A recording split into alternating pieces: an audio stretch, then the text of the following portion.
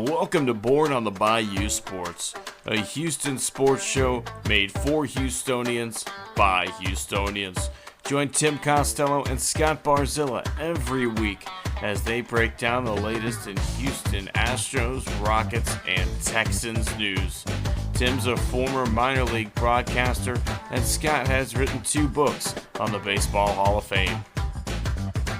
Yeah, if Javier could get it figured out, it would make things a lot easier because he was that guy everybody was counting on this year to be a Cy Young candidate, take that big step forward and help anchor this rotation with Fromber.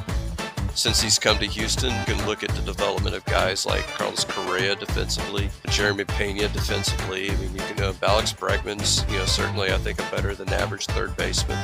And now you're putting teams in 3rd and 8, 3rd and 7, 3rd and 9. Now here comes Will Anderson. Pin back your ears, let's go. So if you're Bayou born and bred, or just like spending time in the H, sit down, relax, and stay Houston strong.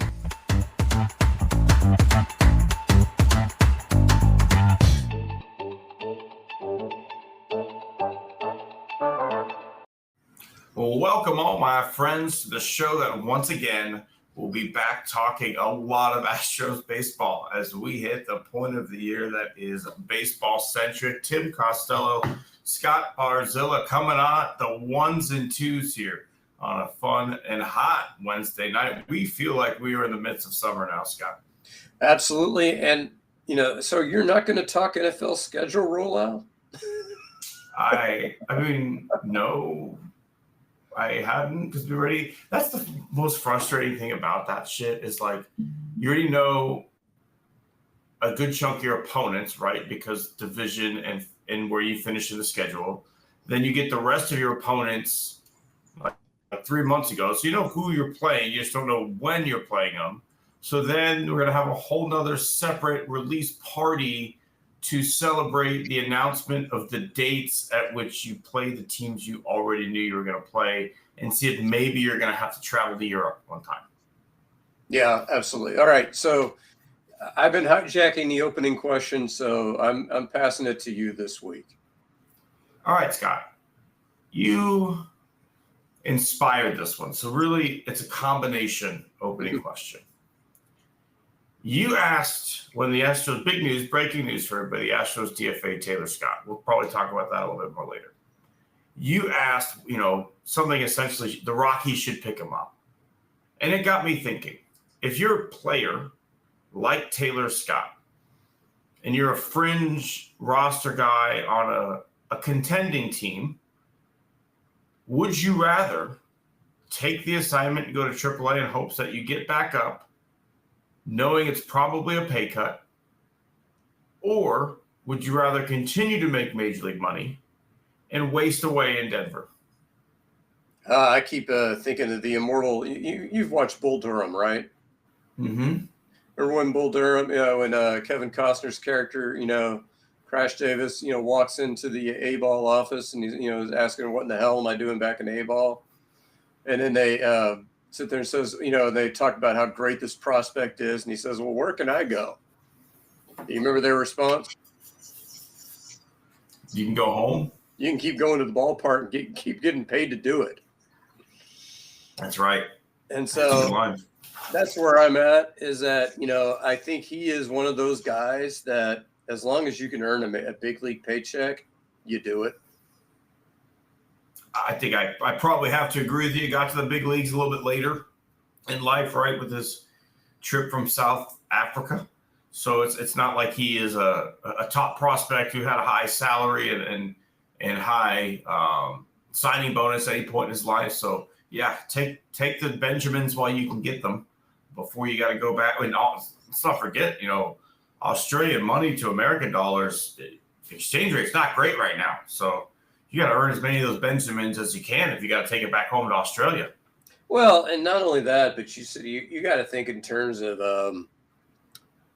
what's the major league minimum nowadays? Is it about 400,000 or 500,000? I think it's closer to like 8. So, considering that their per diem when they travel is ridiculous, do you think you could live off $100,000? Oh yeah, So you get your 800,000, you sock 700 of it in the bank. If you make it 3 years in the show, you got $2 million sitting there in the bank. Oh, for sure. And, making 4 or 5% interest, that's $100,000 a year for the rest of your life. Yeah, I mean, if you're smart about it, you'll be okay. That's what Who knows? That's what Case Keenum did when he first came out. He basically said, "I'm going to live off this amount, and I'm going to sock the most of it away." And he happened to survive in the league for over a decade, but he saw the writing on the wall. He's like, "I'm not one of those guys, so I'm just going to keep socking money away for as long as I can." So he's probably got 10, 15, $20 million socked away in the bank. When he's finally done playing. I think he signed somewhere, didn't he? Possibly. I'd have to look. I don't think I saw the retirement news, but yeah, it's a good comparison. Someone like that who knew they weren't going to be a prime contract guy in the NFL. If they were, it's going to be a one-time, 1-year thing, like you got with the Browns, or like you had with the Vikings, right, where you caught fire for 1 year. Yeah. So yeah, that's a good call out. So yeah, that's where I would be. Right. That's where I would be if I were him. Now, going to Denver would suck. I mean, they would be my last choice, which I will get to in a minute. But it's 1 of 30. Yeah.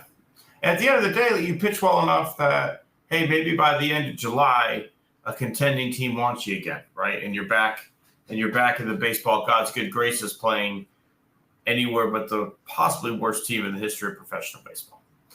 Well, not professional baseball, because I saw that team in the history of professional major league baseball. Yeah, all right, let's talk go ahead. As I certainly since the the AL and the NL merged in 1901, taking the Cleveland Spiders out of it. Yeah, and again, I watched and called games for a team that could have rivaled the Cleveland Spiders, called the Texas Airhogs. And yeah, it was ugly. So let me move on. Let's talk something else ugly. And that was the way the NBA draft turned out for Houston Rockets fans. Not only did the Rockets end up with the 10th pick, which was kind of, draft purgatory, but also the Spurs get the fucking second pick. And the Mavs, who had a 1.8% chance of winning the lottery, somehow pull the ball, and you'll never convince me Adam Silver didn't make that happen after trading Luka, and they're the number 1 pick. Here we go. Crazy, fucking crazy. Play-in game to number 1 pick. Everybody should try it. Yeah, what kills me about that is that they were a playoff team when they made the trade. They were in the playoffs. Then, of course, AD gets hurt the game against the Rockets, the first game he played. And so he goes on the shelf for the rest of the year. They go in the tank.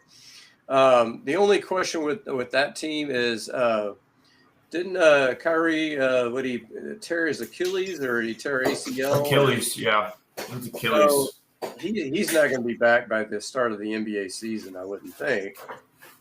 So no. Are you good enough with AD and Cooper Flag to be, to make noise? And Clay. And Clay, but Clay is, kind of a secondary guy at this point.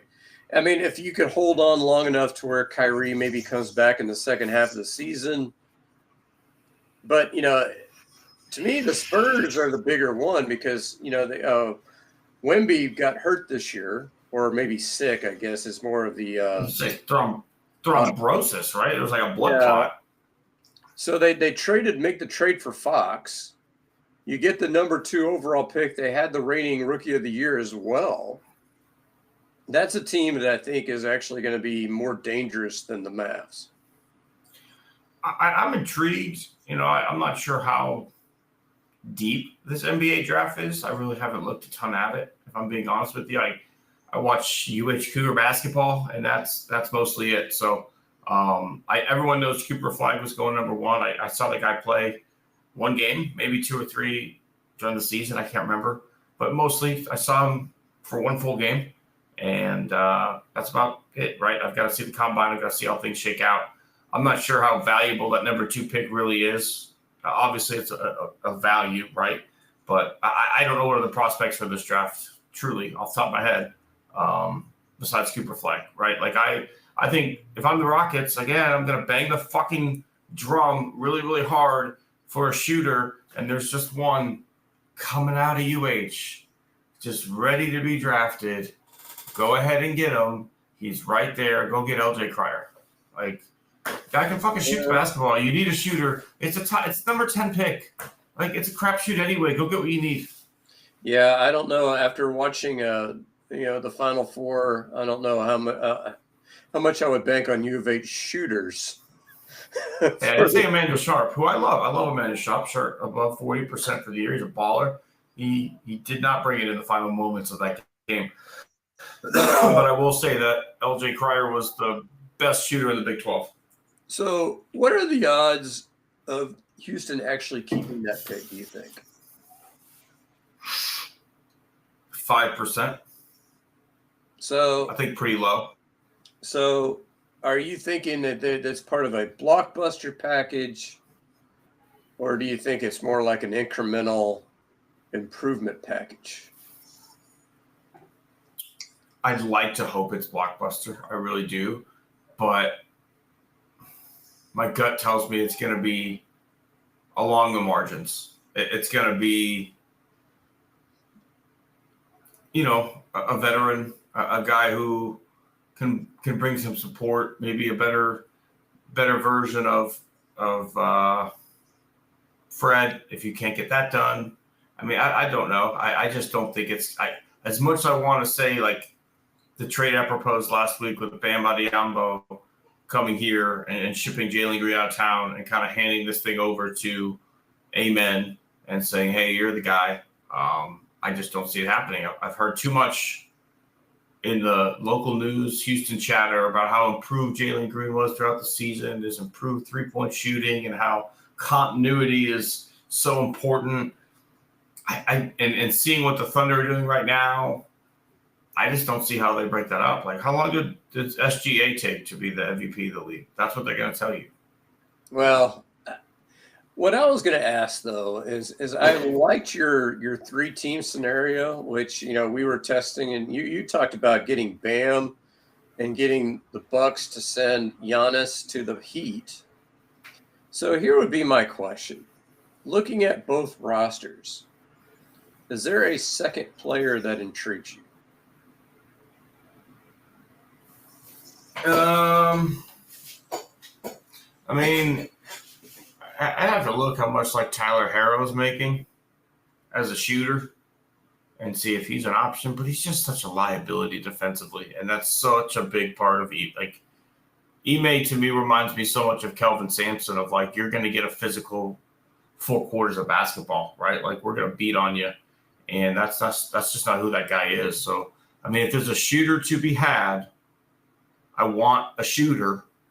If there's not, I mean, who else do you want to pry away, Scott? Well, because I was looking at Bam's stats, and Bam, I think, was 18-10 this last year, maybe 19-10, which if you're trading a Jalen Green, you're trading somebody who's over 20 points a game, and you're probably shipping out Whitmore as well, and maybe more, roster filler.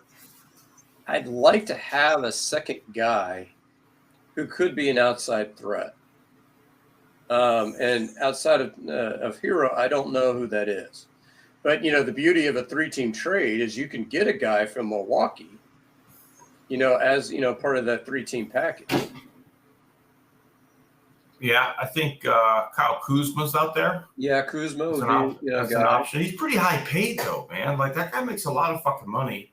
I think in the scenario I propose, like, you can't look at straight points for points, because a guy like Amen is now going to be giving you more, right? Like, that taking of Jalen Green out of the flow of the offense, now Amen's got more touches. Sengun's got more touches. I think Jabari Smith is going to score at a bigger rate in that scenario that I proposed, because he can be a wing shooter. I think he's kind of turning into a more long, lanky 3. We saw it when the Rockets went big, when they went Sengun at the 4, Steven Adams at the 5, and Jabari Smith at the 3. Like, he looked fine. He played great defense there. and he shot the three pretty well during the playoffs, I feel like. So I don't see a problem necessarily if you wanted to play Jabari more out on the wing. Well, if you're expanding the trade, could you, include a Dylan Brooks, put Amen at the 3, and get yourself more of a, stereotypical sharpshooter type? See, in that scenario, though, I'd rather not include another guy and then go sign that sharpshooter, right? Like, I think that's the way to go when you've got like Beasley hanging out there who could be signed this offseason as a free agent. Save that salary because you're going to be trading for someone who's, I'm not going to say a negative asset, but they're going to have some reason why someone wants to get rid of them, right? Like either the contract's too big, they're about to be a free agent, whatever it is, right? And I don't want to lock our team into a position where we've got guys that are either immovable or at the end of their career or possibly a salary liability that keeps you from adding what you need, which is clutch shooting. Like I think I saw it, like the Rockets at the end of the day when things got close didn't shoot it. I think it depends on which team you're getting it from, because that's going to determine, what their motives are. I think the Heat's motives would be get Giannis. That would be their motive. And so then it would become a question of, for them, who do you surround Giannis with? I would think they would want to keep Tyler Hero, but, I don't know. The thing with the Bucks is I think the Bucks would be more in lines of we're starting over. And so, the question would be, would the Heat be more inclined to want Jalen Green, or would the Bucks be more inclined to want Jalen Green? That would be my question. Yeah, that's a good question actually, because I don't know the answer to that. If I'm the Bucks and I'm starting over and I don't have a ton of draft capital, a guy like Jalen Green isn't the worst idea. They already have. I don't know if it's good for Jalen because they got his fucking running mate up there in Milwaukee. They got him in all sorts of trouble down here, so he probably should stay on the Miami path. Which is I can't remember his name off the top of my head. Kevin Porter Jr. Kevin Porter Jr. Thank you, KPJ. KPJ is up in Milwaukee, so I don't want.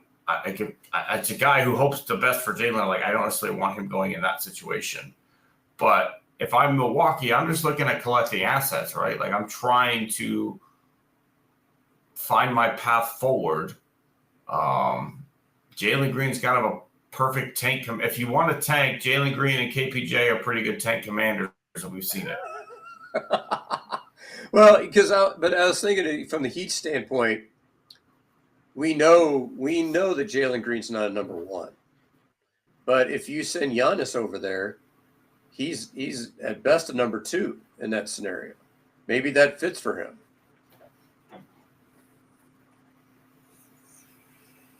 I just don't think his game necessarily fits with Giannis, right? Like I don't know. We'll have to time would tell. And honestly, the more I've thought about it, I don't know if the Heat would give up Bam to get Giannis, because you need a guy like Bam to protect the rim when you have a guy like Giannis who's a 7-footer who plays on the perimeter, right? So I don't know if that's necessarily going to be an option, but in this hypothetical, Giannis needs shooters. That's why they went and got Dame. Like Dame lives around the 3-point line. When they won a championship, they had great 3-point shooting. Like Giannis lives in the paint. He doesn't shoot well. If you get someone who's not a good 3-point shooter, it becomes a liability, and the paint becomes clogged. Well, so for Rockets fans who are probably following this, the rumor mill has been that we're out on both Durant and Cory Booker. So Giannis appears to be the big choice, but then, like you said, okay, let's assume you send Giannis, you get Giannis. Is Amen Thompson on the outside enough of a scoring threat to make that work. And that's kind of where that conversation we were at last week. The answer would be no. You'd have to put something around them. Or the worst possible scenario would be, okay, the Rockets agreed to trade away Sengun in that package. And to me, that's a non-starter as well.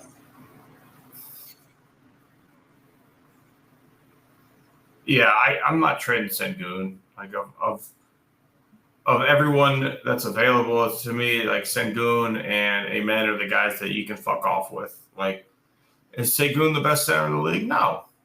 But I like what he brings to the table. I think he's gotten better every single year. This is really his first true year as a focal point on offense. And he was a 20-10 guy. Maybe even like 20-10-5, right? Like, shot selection and the clutch could definitely be worked on.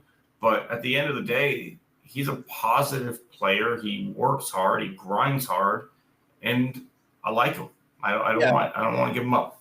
Yeah, and he played tough in that 7-game series. And that, he showed up every night. And like you said, there were key moments where, things didn't go well. But he showed up and played hard, which is more than I could say for, some other, guys at that young core. Jalen Green. Yeah, exactly. But yeah, he was, I think, the only guy who he was the only guy who played hard for all 7 games. Yeah. And so I want to keep that. Let's talk Astros baseball, Scott. We are ceasing again. Our win-loss. And I haven't checked the score for tonight since I came and started, but we're down 2-1. Frustrating to watch a team waste a ton of runs on a night. They're down 10-0, then come back and it's 2-0, 2-1. The offensive struggles of this team are real. And I'm ready to fire Alex Citron after reading an article today specifically on how Alex Bregman is being handled with the Boston hitting coaches and some of the issues that they noticed with him. Yeah, and it's 3-2 right now based on, I just looked that up. My biggest problem is, so let's say Jeremy Pena has been an improved hitter so far this year. You'd agree, right? Yes. Name me one other Astro who is not new this year, who is an improved hitter. I guess you could say Zach DeZenzo, but I don't put that on Cintron. I put that on him going down and playing winter ball in the Dominican. Okay. Maybe Jake Myers, although Jake Myers did this last year. In May, he had an OPS over 900 last year. And then that turned into in the 600s. So you can look at what Jake Myers is doing. Yeah, I mean, if he does it all year. Yeah, if he does it all year, I'd be like, yeah. And so my big problem is, number one, these guys get off to slow starts. Why? Why do these guys keep getting off to slow starts? And number two, we're now getting to the point where when we were winning the championship, particularly in 2017, but less or so in 2022, because that was a pitching championship in my mind. But in 2017, we had the fewest strikeouts in baseball.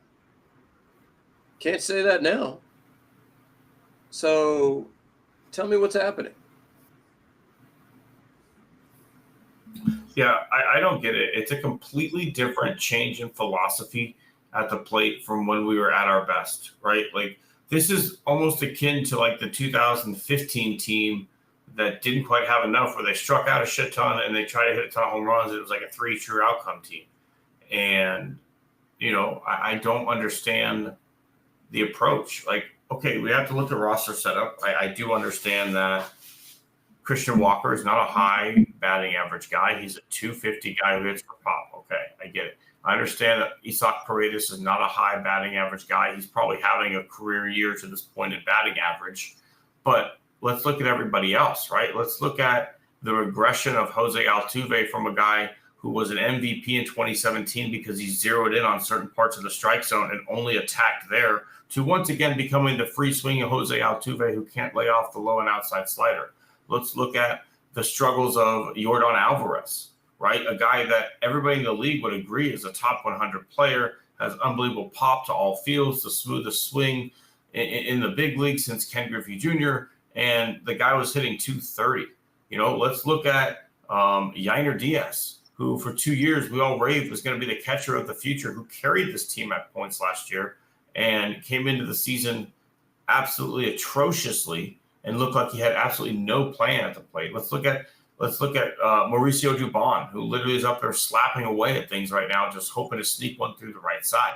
Like it is embarrassing to look at this team offensively and think that anyone is doing any fucking coaching.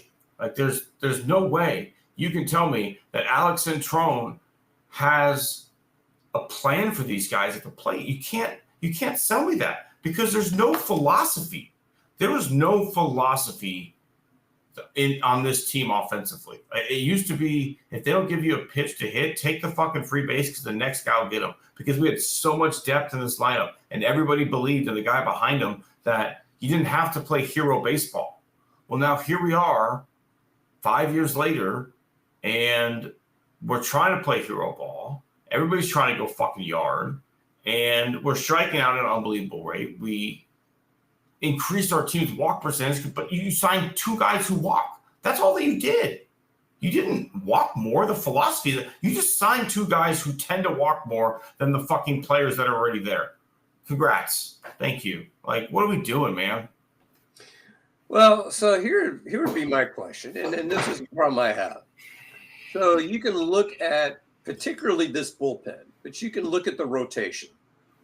You can look at guys like, they bring in, you say Kikuchi last year, who was mediocre at best in Toronto, and all of a sudden is nails in Houston. You can look at guys like Caleb Ort and Chad Dubin and Sean Dubin, excuse me. Who am I leaving out? Sean King, Brian King. Sean King is the quarterback for the Buccaneers. Brian King. Even long-term these guys that I can't even name, and all of a sudden are nails. Who was the last hitter that you can remember you were going like, oh shit, I didn't know that guy could do that? Who was the last hitter you could name that came out of nowhere and was good in Houston? Marwin. Okay. I think that's like, I really do think that was it. Like looking back, like I guess maybe Michael Bourne. Like he was not really amazing when they traded for. Like, can you think of more than that? Not since 2015. Yeah, we can fix pitchers. We have no fucking idea what we're doing with hitters.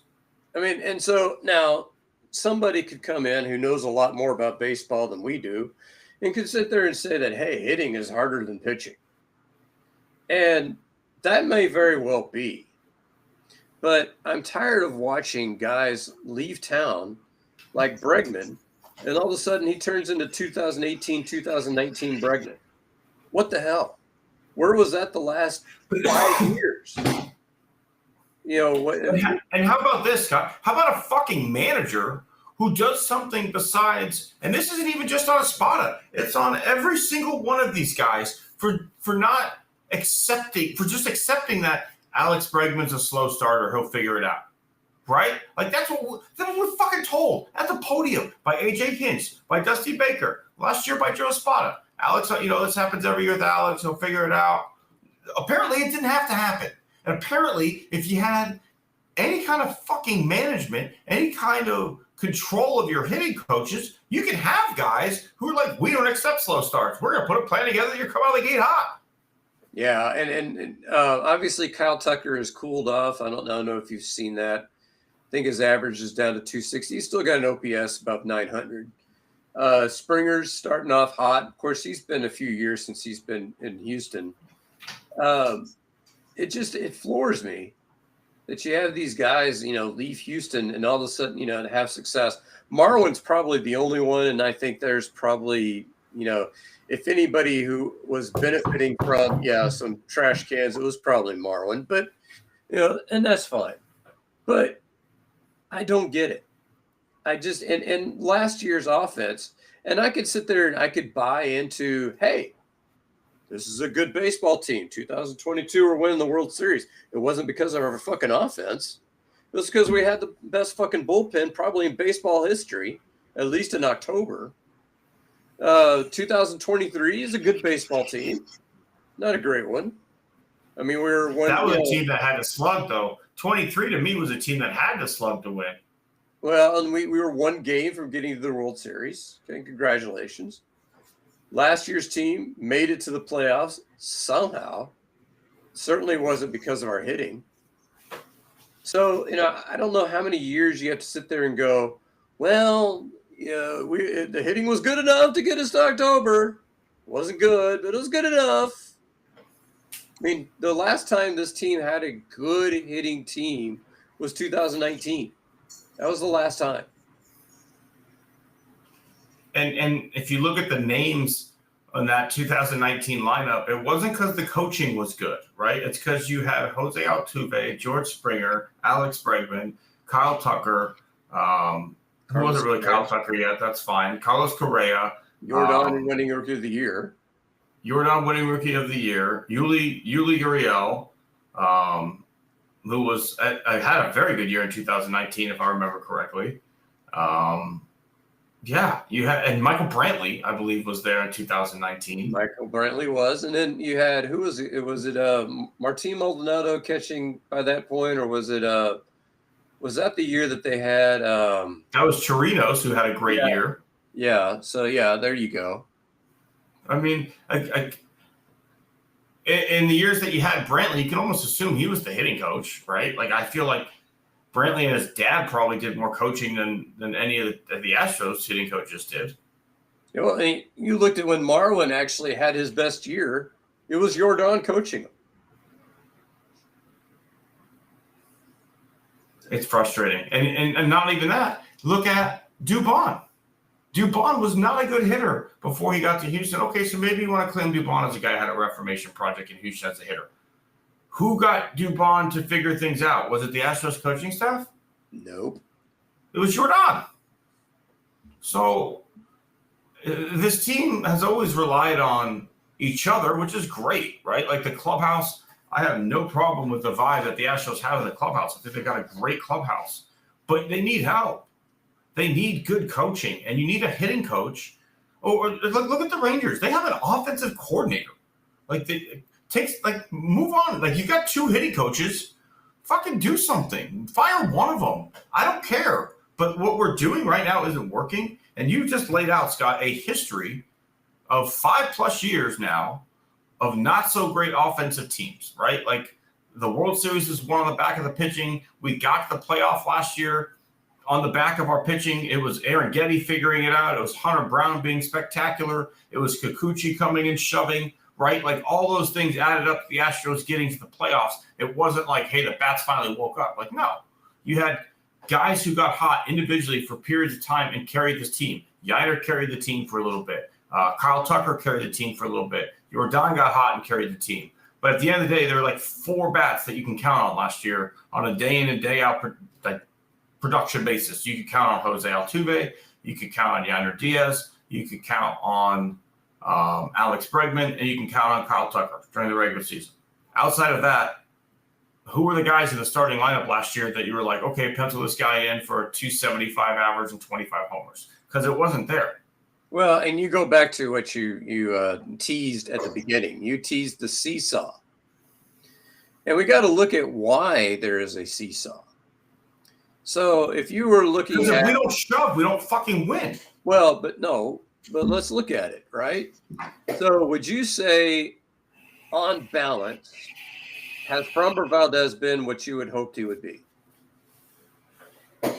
Personally, no. I think he hasn't quite been what I want him to be. He's been a little worse. But, I mean, his ERA is around 3.50, so it's not like... I thought he'd be mid to high 2s. Which he could still get there, right? Hunter Brown has been better than what you hoped he would be. But here's your problem. And we mentioned this last week, and this was before Wisniewski went down with an injury. Who are your other starters? Great question, because tonight was a rookie who Colton looked like a Gordon. crafty fucking Jamie Moyer out there. Hey, but he found a way. Colton Gordon with 3 runs and 4 1/3, which is not great. Could have been worse after that. Like the second inning looked like it was headed Oh, for yeah. the rails. Oh yeah, he left 6 men on base in 3 innings. That's that's kind of walking the tight wire there. But so obviously when you're throwing out Ryan Gusto, what do you expect? When you're throwing out, and I'm with Wisniewski going down, you don't have Arrighetti back yet. You don't have Lance McCullers back yet as full Lance McCullers, whatever that's going to be.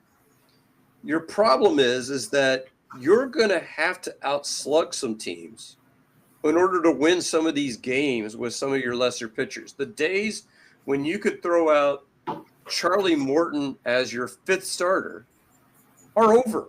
They're done. This team doesn't have that guy. The team you mentioned a name, Brad Peacock. Brad Peacock was like a 6th or 7th starter. The days of having a Brad Peacock are done. You don't have that guy. So you're going to have to win some 8 to 7 games in order to make this work.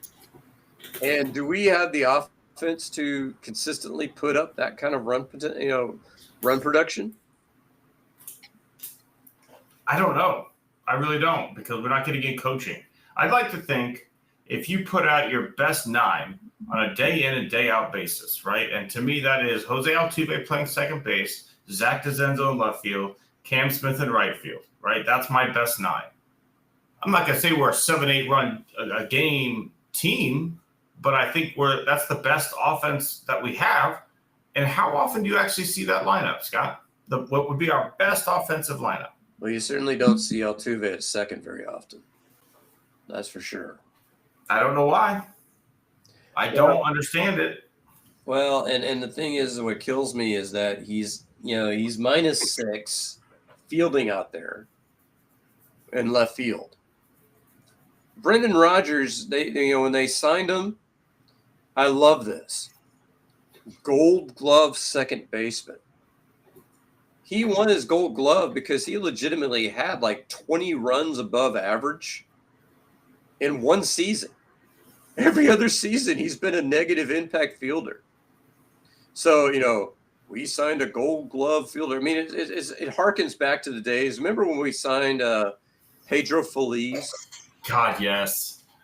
You got your couldn't wear a 7 when he got here, so you had to wear 77. Yeah, the old he's a Gold Glover. Well, sure. One day, in my youth, we actually, I think it was in 1987 or 1988, we threw Buddy Bell out there at third base.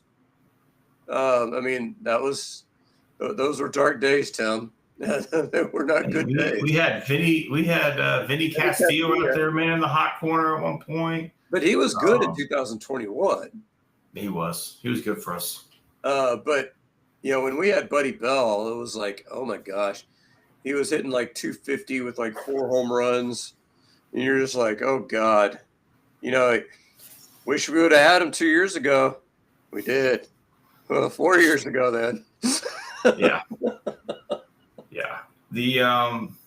The lack of pitching right now is going to be a problem. There's just so much attrition on the arms of this Astros team, because let's not forget, you still don't have Christian Javier. You still don't have Garcia back. You don't have JP France. You don't have JP France. You just lost Wisniewski for probably 9 months to a year. Your third best starting pitcher got hit in the throwing hand while throwing a fucking long toss session in the outfield during BP. Still don't understand that one. There's supposed to be someone there standing next to him with the glove to prevent that. So really, really don't fucking get that one.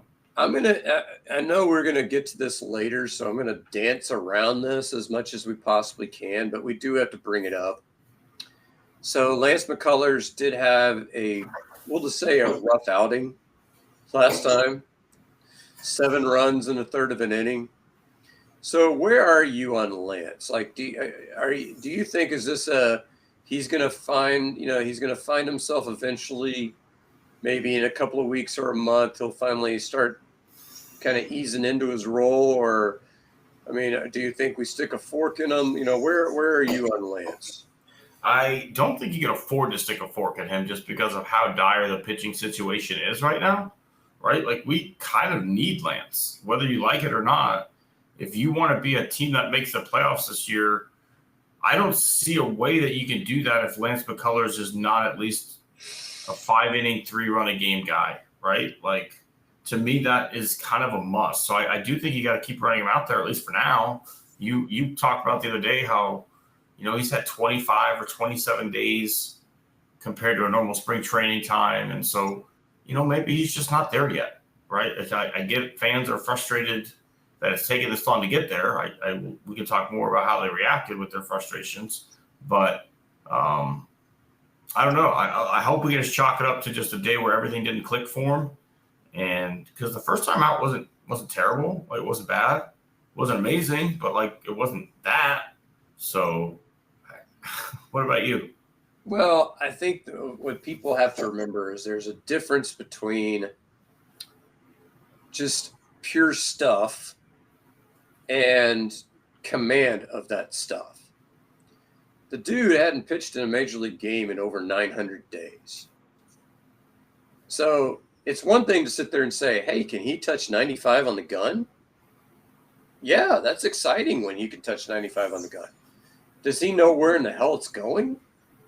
Maybe not completely. And this is where people don't quite understand that if you miss your spot by 6 inches, what happens? It depends. It's either a walk or could get crushed, or you could hit somebody. Right, exactly. We saw that happen last night when you were, I don't know how much of the game you watched, but, Fromber in the 8th inning was cruising, had an 0-2 count on a guy and just plunked him, because a curveball got away from him. It happens. And I think with guys like Lance, it's going to happen a little bit more often until, he has he can get a little bit of that rush off. Lance has always been kind of a 20 pitch an inning guy. And I don't know how you get out of that habit. I don't know if that's something that his stuff is good, but not good enough to miss bats. I don't know why that is. But even watching his first start, he got 2 outs in the 3rd inning, I think. And then all of a sudden couldn't record an out, for 3 hitters.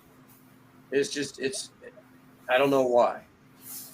Yeah, I've noticed that as well. He's a nibbler, right? Like, he's as good as his stuff is, he likes to throw a lot of curveballs. He always has 12-6 bangers. That's what he calls them. And with that, he wastes a lot of pitches. Like, his best year, the year where he contended for a Cy Young, was a year where he kind of went after guys a little bit more.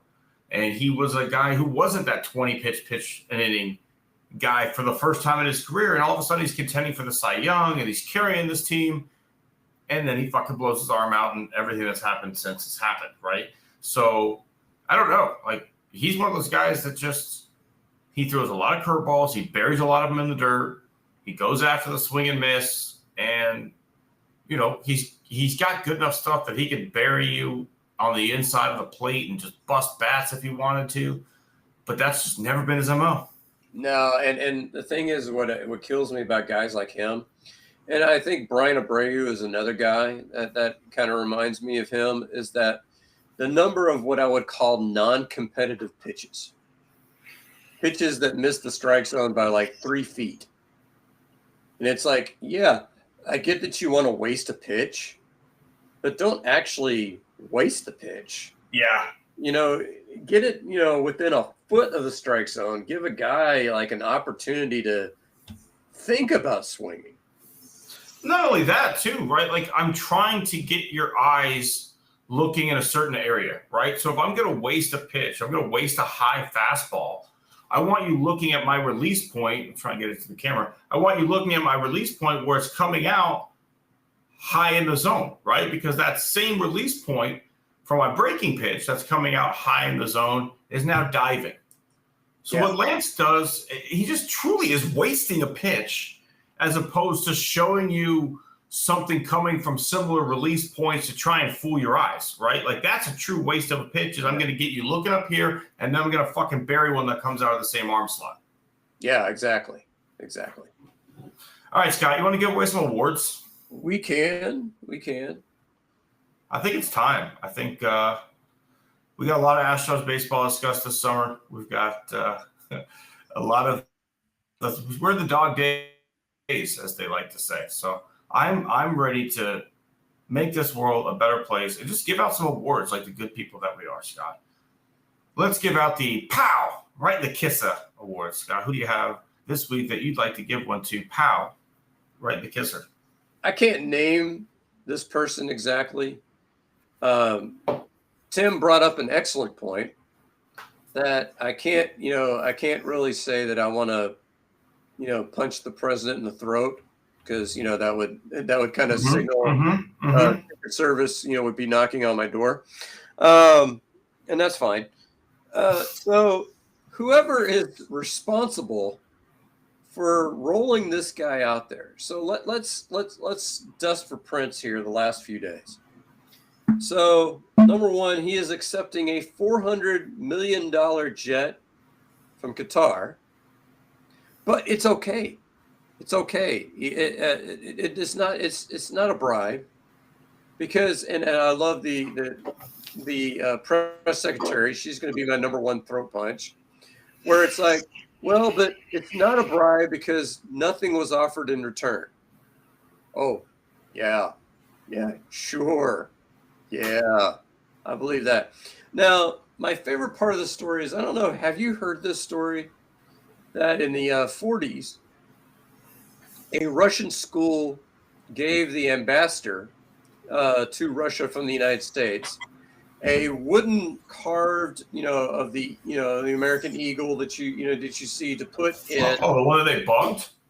Exactly. Exactly. They stumbled on it 7 years later on accident. So the Russians had 7 years of whatever was going on in that office, that. So what are the odds that Qatar has not bugged this plane somewhere? 0%. I mean, and to sit there and we're going to put Pete Hegseth in charge of figuring out where the bug is. Yeah. Oh, God. And if he did find the bug, he'd probably accidentally text the Qatar people on accident, hey, we found the bug. So then they would just put another one in. But then my favorite one is the I'm going to cancel the gains that the Biden administration made on prescription drug costs. But then I'm going to come back and I'm going to sign an executive order that has no meaning. And we get one of those infamous sir stories, these sir, the guys that come up, sir, big, strong men, tears in your eyes. Sir, how do you do, So my favorite is that you get the guy, the businessman that he can't name, but is a fat guy apparently. And he's taking the fat shot. Not Ozempic, Tim, because, Ozempic's kind of hard to remember. He's taking the fat shot, and this is where, and I'm going to highlight Tim here for a second. Tim wrote his last article on Substack was about bullying. So let me throw this one in from, your President Trump, where he sat there and said, he's taking the fat shot, and he just went, it's not working. It's like, God. And look at this guy. When he, do you know what his vitals were when he actually had to go to the arraignment in New York? They were probably not good. He was listed at 5'11", 280. Trump? Yes, 5'11", 284. Where that is, if you look at the BMI scale, realistically, that hangs in my doctor's office, he's not in good shape. No, but see, his doctor, Dr. Jackson, or was it Johnson? Trump couldn't seem to remember that one. He said he's 6'3", 239. So it's like, okay, you got 4 inches and 40 pounds. Actually, more than 40 pounds. But whoever keeps rolling this guy out there, what are we doing? For people to sit there and say, well, Biden was this old, dotard fool. Why are we rolling him out there? I swear. I agree. Yes. Why did we have either of them? Trump is more addle-brained than Biden ever was. Oh, yes. But also, why do we have ever old people? Why? We can, again, to another article I wrote, I don't like the whataboutism game. They can both suck. Why did we ever run a 76-year-old man for president in the first place that opened the door for this? We'll never know.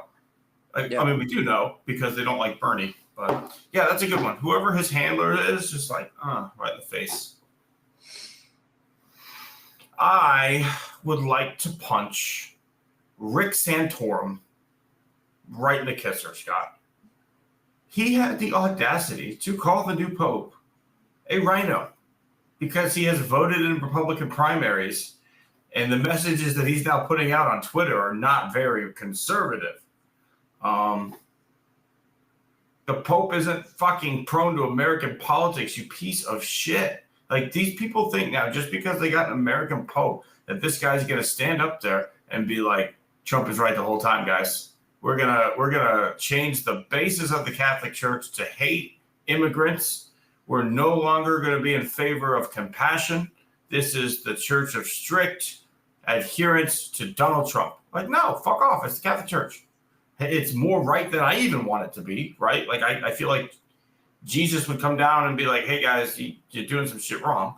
But that being said, they are still a benevolent existence. You are not here to get involved in American fucking politics. Just because someone voted in a Republican primary 15 years ago when they lived in Chicago doesn't make them a rhino. It makes them an American citizen. He took part in the process when they were there and then now been elevated to a higher office. And I can guarantee you this guy has not voted in a fucking primary in 10 years.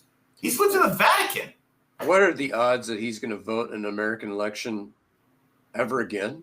0%. So yeah, who cares? But well, and to expand this, and this is what I was telling Janet tonight, is I think there are two kinds of Catholics.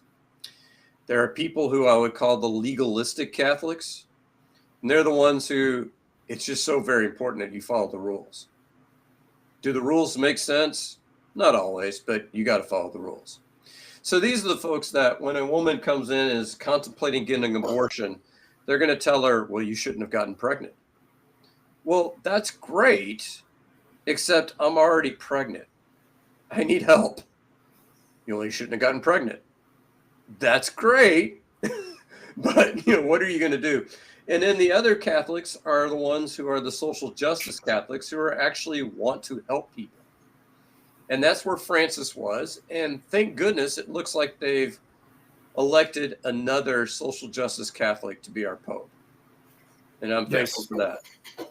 I agree. It looked like we could have been headed backwards. Definitely didn't want that. So I'm very, very thankful that we have what we have. Time will tell, right? We don't know anything. But I do know that Rick Santorum, right in the face. All right. On to our next award. Horse's ass. Scott, who do you have this week as our horse's ass? I'm going to look these guys up. So hold on a second. I'm going with Rocky's ownership. And so, and I called out the Rockies a couple of weeks ago. They hurt you. But here's what has happened, right? It's the Montfort brothers. The Montfort brothers. So they came out and they said that they're in favor of a salary cap. Now, does this mean that they are horse's ass? No. I don't know. Would you like to see a salary cap in baseball, Tim? At this point, yeah. Here is where they turned into prime horse assery. They don't want only a cap on spending on players. They want a cap on spending on coaches, scouts, and technology. Now, the reason why they want the one on technology is the Rockies happen to be 30th out of 30 teams in what they spend on technology. Now, you tell me, Tim, you're an educated baseball fan. What do you use technology for? Getting better, scouting. I mean, like Verlander mentioned the Astros high resolution cameras when he got here and how he was able to figure out that he wasn't gripping his slider properly. Even, to go outside of baseball, we can do it in baseball too. You use VR to work on your timing. Like I know Jaden Daniels for the Redskins for the Commanders takes a lot of reps in VR to work on reading things. So I'm sure you could, face the pitcher you're gonna face tomorrow in VR before you face him, right? Like there's like I could go on forever, right? Like there's so much you can do with technology. Well, what kills me is like if you want to just get into the point of advanced scouting. Okay, so in the olden days, I would have to send a guy who would have to chart every single pitch that the pitcher threw and would have to break it down probably with a slide rule to figure out, okay, when he gets to 2 strikes, this is what he likes to do. Now you could probably use AI, and AI could break that shit down in what, a matter of seconds, minutes? I mean, you could definitely like feed it the video and ask it to like analyze counts and stuff like that. So yeah. Yeah, I mean, and so if you could sit there and Astros hitting coaches, you might want to pay attention to this. You could sit there and say, hey, Jose, when you get to 2 strikes, the pitcher throws a wipeout slider more than 50% of the time. Hey, this is what you expect from this pitcher. That would come in handy. And to me, the cost of technology, and I looked it up, as of 4 years ago, they were worth a combined $700 million. Now, we know what's been happening to wealth in this country, so I'm guessing that the Rockies owners are worth more than $1 billion. How much do you think it would cost to install this kind of technology? I'll be generous and say like 10 mil. Or, if you want to sit there and say, do you think you could beef up your scouting department and your tech department for 10 million? For sure. Like, if I'm beefing up scouting too, let's say I want to take it to 15, but if I'm worth $1 billion, that's nothing. Exactly. So if you want to sit there and say, hey, I don't want. And if I care, and let me preface this: if I care about winning, right? If this isn't just a fucking toy to me, like if I'm an owner that wants to win, I want to invest that money. Well, and the whole point is that if I don't want to spend more than 100 million or 120 million on salaries, I get it. But to me, an extra $5 million to sit there and say we're going to have the best coaches, the best scouts, and the best tech, or at least major league average in those departments. And not only are you going to sit there and say, screw that, we're not doing it, but you're going to sit there and argue, well, nobody else should be able to either. What the hell? If I'm a small market team and I can't afford to go much over $100 million, you better bet your ass that I am investing heavy in minor league instructors. I'm investing heavily in scouts. I'm investing heavily in tech because I want to give my players every single possible advantage they can have because I can't afford the best ones. And not even that, Scott. Like if you lived in a world with a salary cap, you've got to have some edge, right? Like there's got to be, everyone can spend the same amount of money. Now the Yankees can't just outbid you. Now the Dodgers can't just fill their roster and pay them in 15 years. Everybody's got the same money to play with. You've got to find a way to get your players to that next level. And using the resources at your hand is part of that.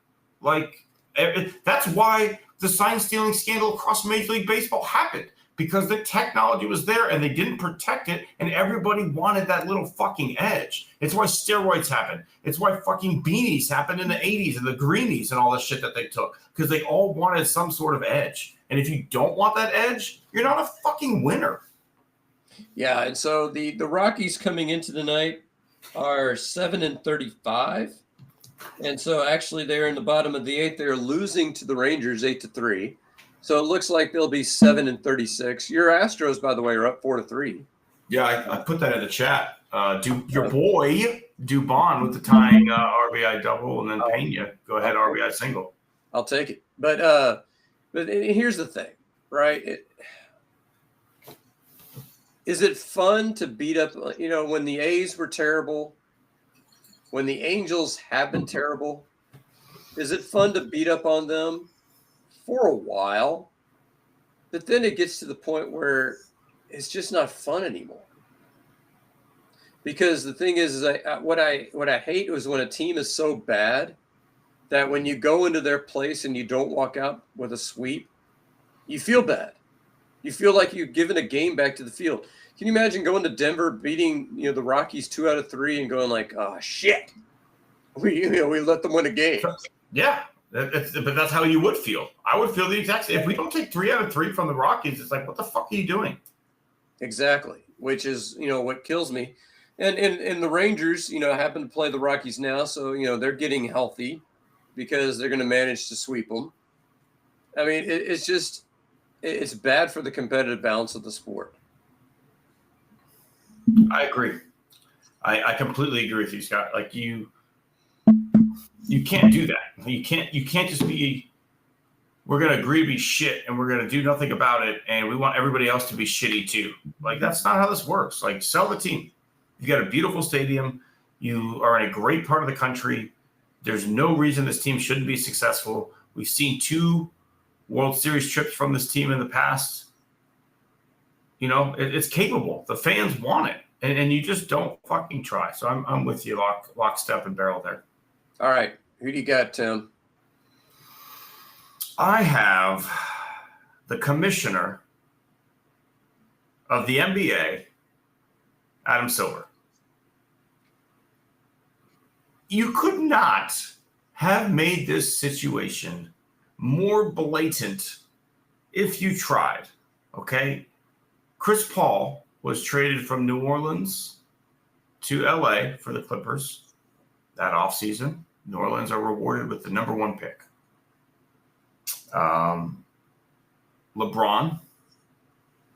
Anthony Davis traded to the Lakers from New Orleans.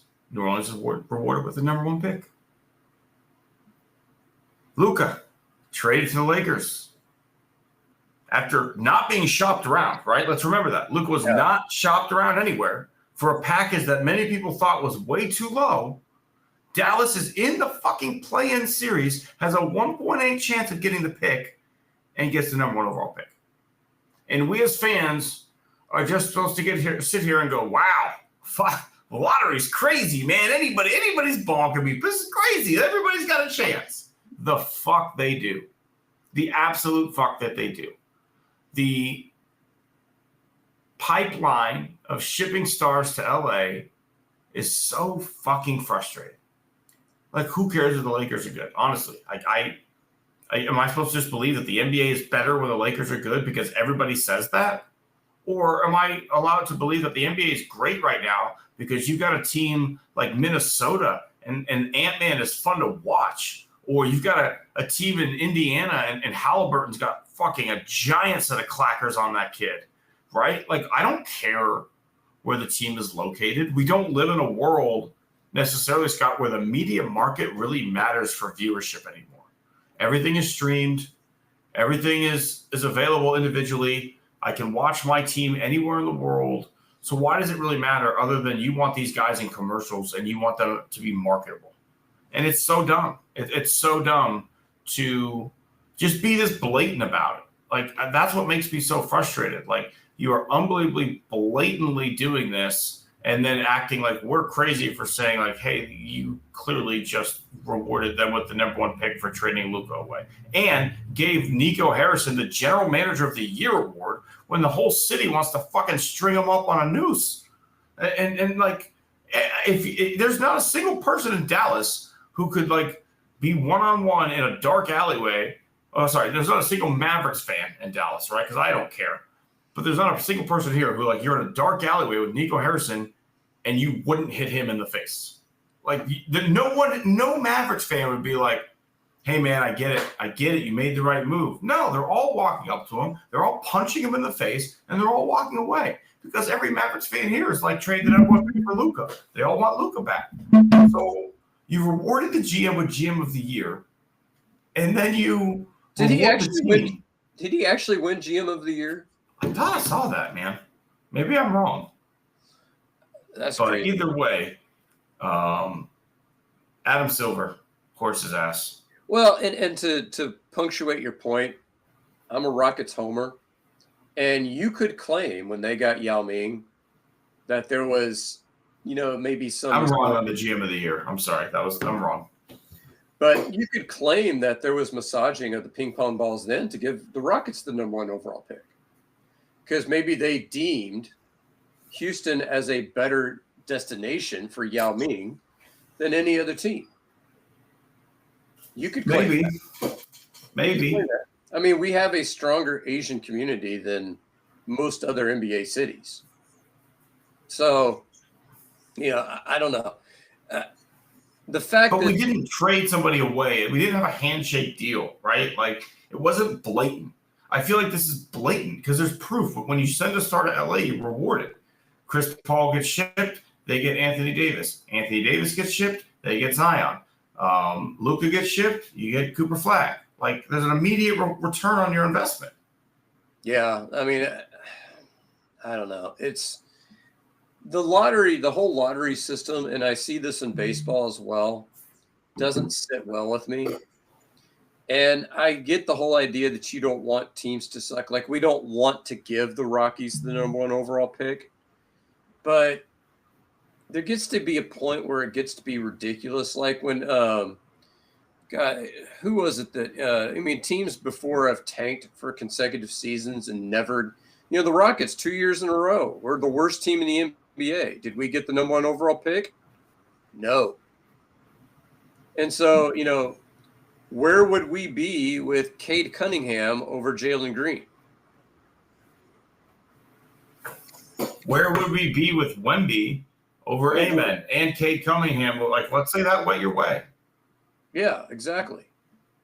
And so I would be in favor of a modified system where you sat there and you said, number 1, if you're in the play-in, you're a playoff team.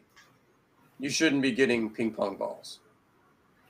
But maybe you get it to the point where you say the worst 4 teams are in a lottery and you're guaranteed with a top 4 pick. Maybe you do it that way. Yeah, I think you have to be more transparent. I want to watch every ball be loaded into the fucking thing first. We live in a world where the NFL televises everything, right? Like, you make an event out of letting me know what dates the games that I already know are going to happen are going to be played on. Let's start the broadcast 30 minutes early and just have them show every ball to the camera as they fucking put it into. I want every ball to be seen, every ping pong ball shown to the camera so I can see that you actually put the correct balls in there. That would be nice. I got you. All right, Scott. Let's get positive. Let's we've talked about the people want to punch and the horse's ass. What about some hat tips? Let's tip a cap. Who do you have for us this week as your hat tip? I'm going to tip my cap to Ronel Blanco, and here's why. So, one of the things I love about sports is that I don't know if you recognize this line, but on a long enough timeline, the survival rate drops to 0. I don't know if you know where that line is from. I don't remember where it's from, but I've definitely heard it. It's a Fight Club. But one of the things about sports is that on a long enough timeline, guys are going to be who they're going to be. And Ronel Blanco is probably on a long enough timeline, a 4th or 5th starter. And there's nothing wrong with that. But see, the beauty is that do the Astros make it to the playoffs last year without Ronel Blanco balling out in the first half of the season? No. And when Lance McCullers comes in and gives you a third of an inning, your bullpen's gassed. What does Ronel Blanco do the next outing? The next night? 8 innings. 8 innings of shutout ball.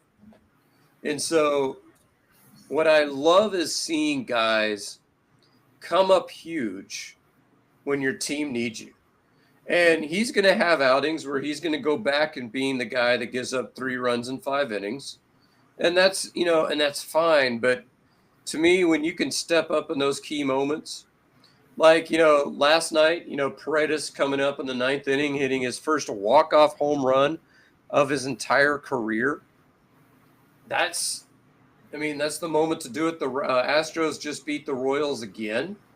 So we win 2 of 3 from a pretty good baseball team where, this is one of those games where you had a guy from AAA, probably didn't have his best stuff, but you found a way to get it done. You found your bullpen, found a way to pitch nearly 5 innings of shutout ball. I mean, I love seeing guys come up clutch. So I am tipping my cap to Ronel Blanco for that outing last week. Oh, that's a great one. A great call there. And the team really needed it and found a way to step up, man. Like, you absolutely had to have that one after the way the bullpen had to pitch the day before. So I'll give you that. I am going to hat tip Mickey Mantle's Steakhouse in Thackerville, Oklahoma, located inside the WinStar. For my wife's birthday, I got her a night away. I was going to take her to Mickey Mantle's, which is the place I proposed, years ago. And in my reservation making haste, I booked my reservation at the wrong Mickey Mantle's. I had a 6:30 reservation at Mickey Mantle's in Oklahoma City. Many reservation confirmation emails came in that I ignored. Finally, the one that I opened mentioned that here's the public transit directions to get to Mickey Mantle's in downtown Oklahoma City. I'm like, well, that's fucking weird. I'm not going to Oklahoma City. The more I looked into it, I realized Big Daddy made a mistake.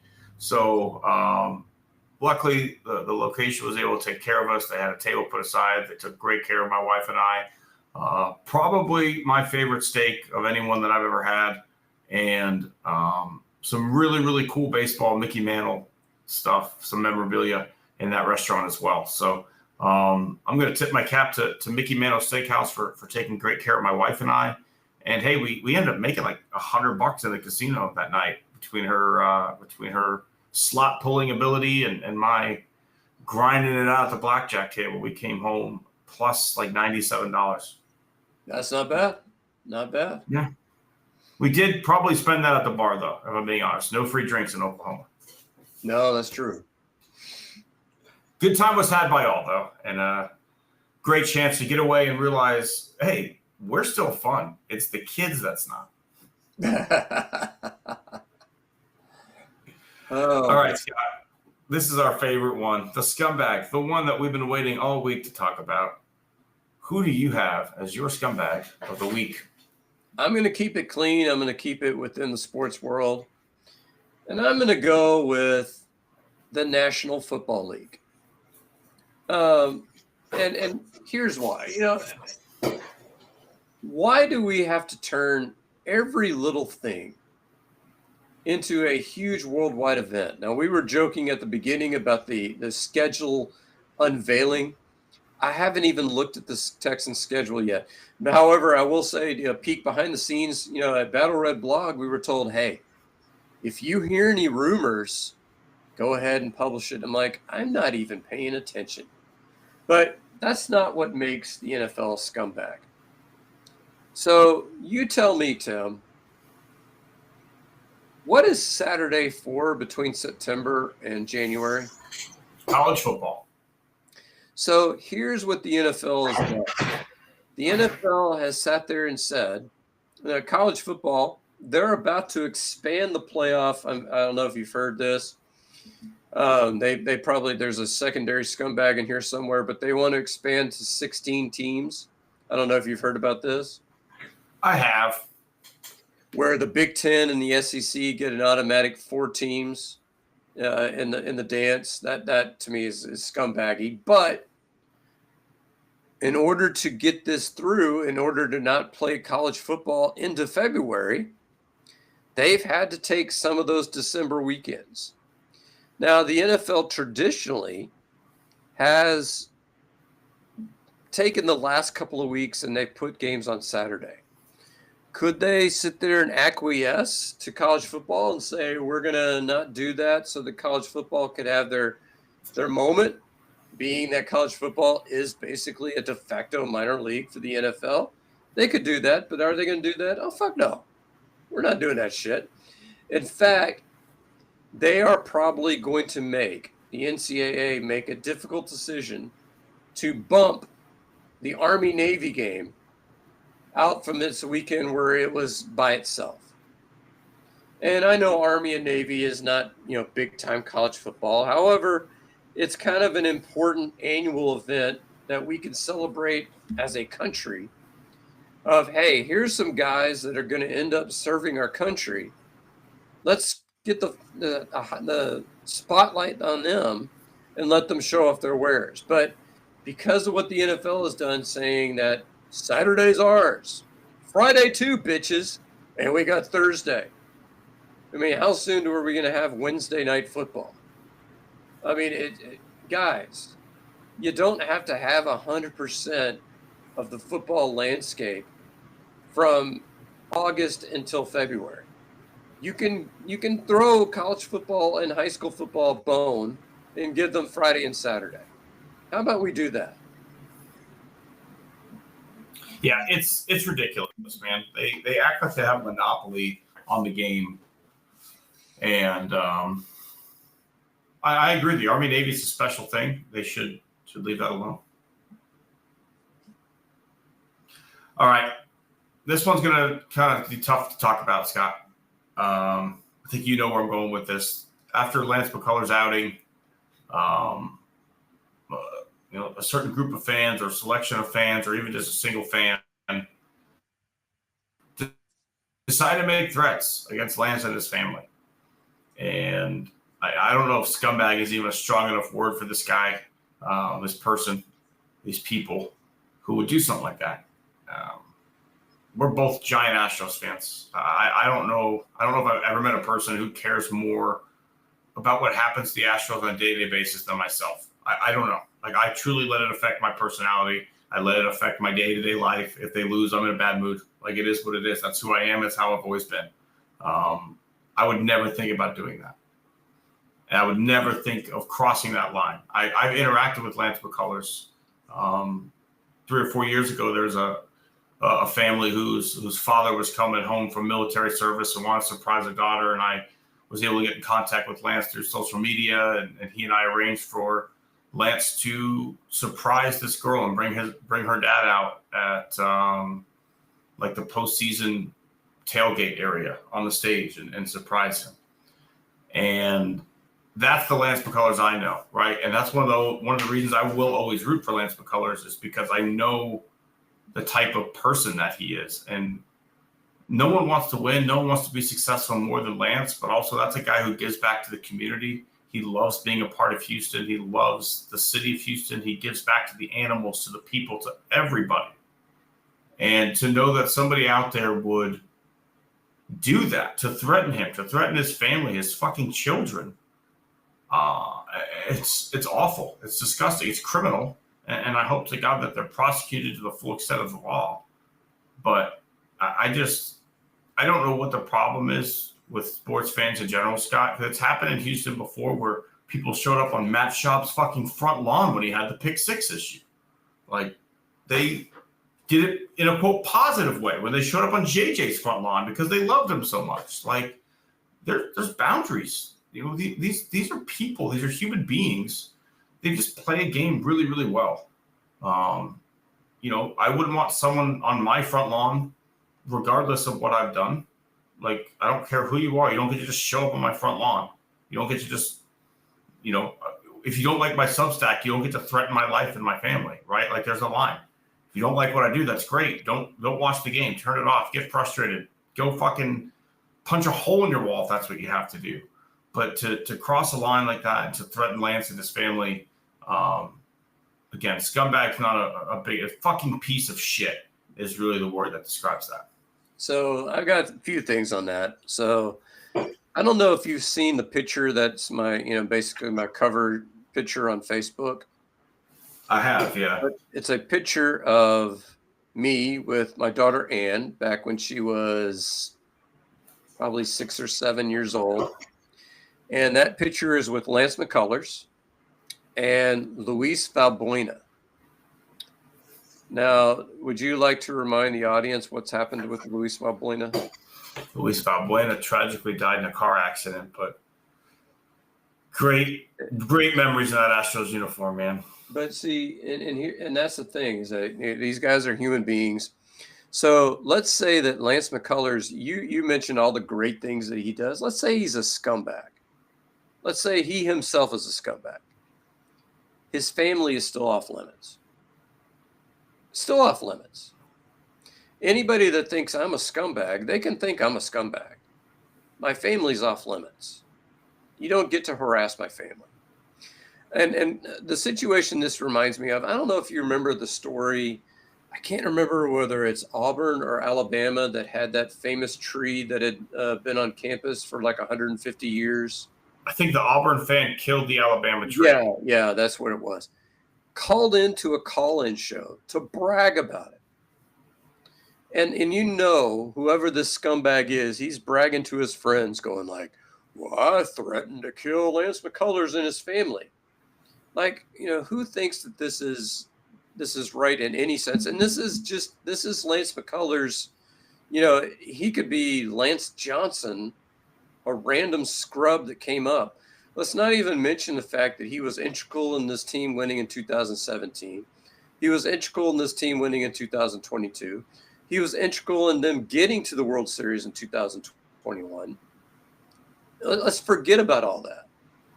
He's a human being, and this is his job. And I don't know about you, Tim, but there have been days at work that I've wanted to have back.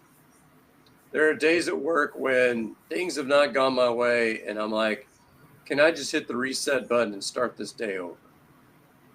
Everybody has those days.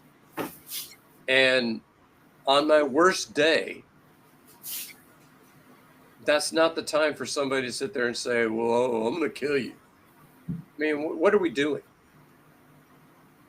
Yeah, it's sickening, man. It really is. When I saw that, I couldn't believe it, right? Like, obviously, I wasn't even mad when Lance had the bad start, right? I was more disappointed for him because again, I didn't get to watch a large portion of the game. I was out to dinner with my wife. She said, hey, by the way, the Astros are down 10-0. It's only the first inning. I said, oh, shit, Lance was pissed at night. That means he didn't do well.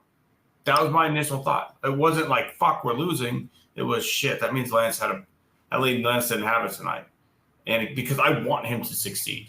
If that guy has enough money, if he truly wanted to, Scott, if his arm was causing this much trouble as it has, he could have just said, fuck it, I'm going to take my bag and I'm going to go retire. But this guy has worked to get back. And for that reason, I want him to have that success. Because of my interactions with him, people like you's interactions with him, the success of the team that he's contributed to, his efforts to get back, all those reasons you want him to do well. And for you to do anything other than that, again, you're a fucking piece of shit. And we won 2 out of 3 games in the series. Yeah, we lost the middle game of the series, but as I mentioned, Ronel Blanco came up huge the next night. You went 2 out of 3. We won 2 out of 3 in this series. So, yeah, the first night, things didn't go our way. We won the last 2 games. Baseball is such a game. It's a day-to-day game. And I'm kind of with you. When the Astros lose, I get bummed out. But I know there's a game the next day. So, you know, you kind of have to learn to roll with the punches. And that's why we're able to get bummed out on a daily basis or get happy on a daily basis, because we get to do it all again the next day. I don't let the Texans affect my whole week. I'll have a fucking frustrating day when they blow it on Sunday or whatever it is, right? But I move on. Whatever it is, I move on. But baseball, it sticks with you because you get to go do it again the next day. And then sometimes, just like in life, you've had a few bad days in a row, right? Like baseball and golf are the 2 games that are just, I think, most true to life because you can play every day. All right, Scott. I think that's the end of award season here on board on the Bayou Sports this week. But a really great discussion there. I appreciate everybody who stayed tuned, and understands how frustrated I am with whatever that fan is. If I find out who it is, I'd turn it in myself. I would literally call the Houston PD and rat their asses out myself if I can. Absolutely. Lance, I'm sorry from everyone. We love you here on Born on the Bayou Sports. Would love to have you on the show if you're a listener. But I appreciate everybody who is a listener and made us a part of their week this week. We will be back next week before I'm pretty sure Scott and I are going to have some vacation time coming up here in the summer as he's got 1 week of school left. Scott, this time next week, I think you'll be on summer vacation. Well, at least the kids will. Yeah, those fucking in-service days, man. Those motherfuckers. They don't get enough out of you. Oh, well. We'll finish strong. We're pushing through. And it's going to be a great summer. We appreciate everybody who joined us. We'll see you next week on Born on the Bayou Sports.